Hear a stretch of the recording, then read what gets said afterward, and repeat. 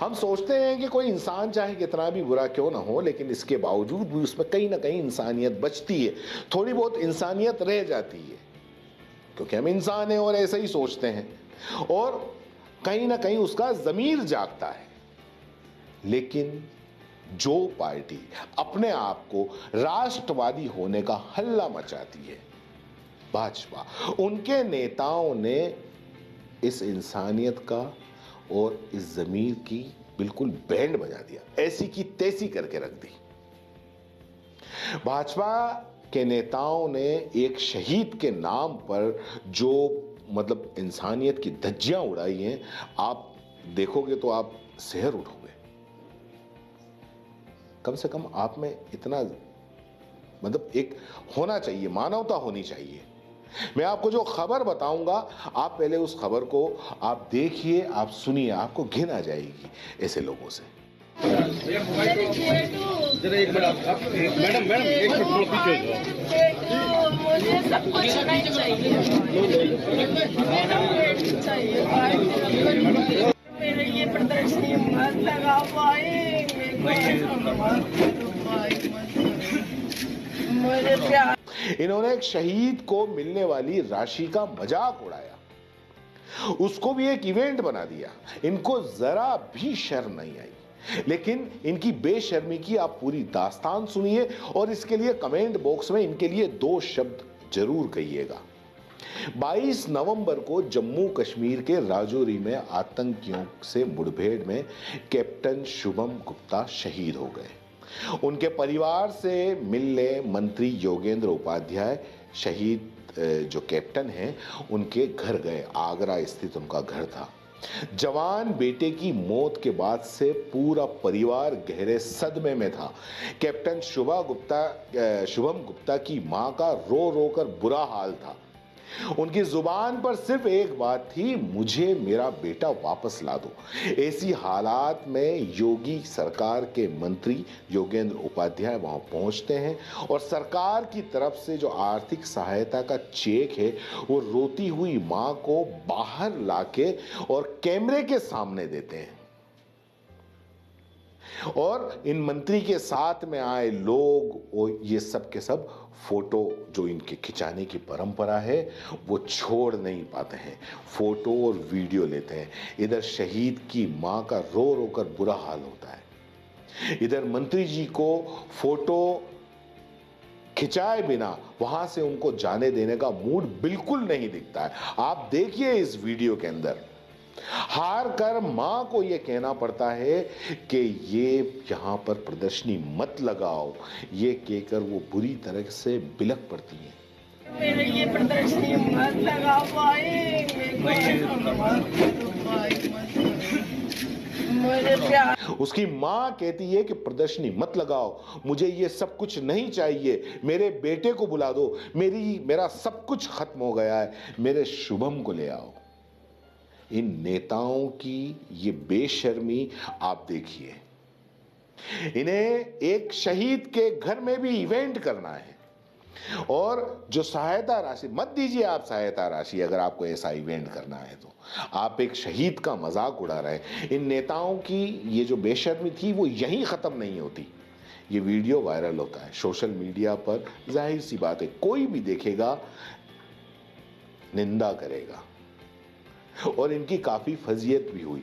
जब फजीयत हुई तो ये मंत्री साहब क्या बोलते हैं ये भी सुनते जाइए।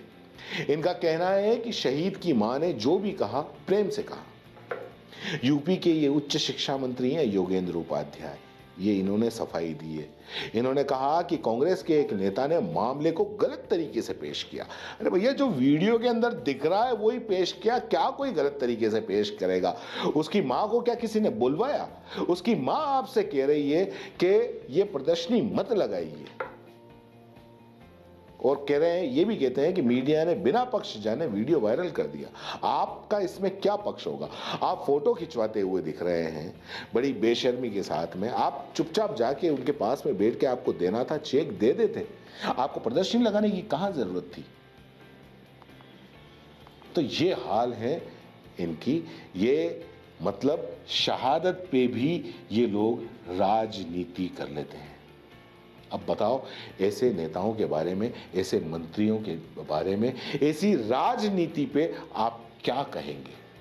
एक जवान ने अपने देश के लिए जान कुर्बान कर दी और इनकी राजनीति ऐसी है कि इस शहादत को भी अपने लिए ये इवेंट बनाना चाहते हैं। मत करो, अगर इस तरीके की सहायता करनी है तो मत करो। अगर उस मां का बेटा लेकर आ सकते हो तो ले आओ, और उसके बाद में चाहो तो 1000 फोटो खिंचवा लेना, पूरे देश में पोस्टर लगा देना, क्योंकि ये मंत्री योगी सरकार के हैं, भाजपा के नेता हैं, इसलिए इनकी ऐसी कोई भी खबर गोदी मीडिया या कोई भी इनकी ये जो गोदी एंकर वो तो चलाएंगी नहीं, उनकी आवाज नहीं निकलेगी। पापा की जो परियां हैं, जो ट्विटर पर अपने पापा की तरफदारी करने आ जाती हैं, वो कभी भी इस फोटो पर कुछ नहीं बोलेंगी ना, बिल्कुल नहीं बोलेंगे। ये बड़े मजे लेंगे।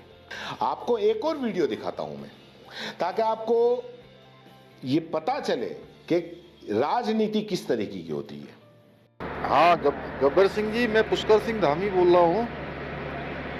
राम राम, कैसे हैं आप लोग?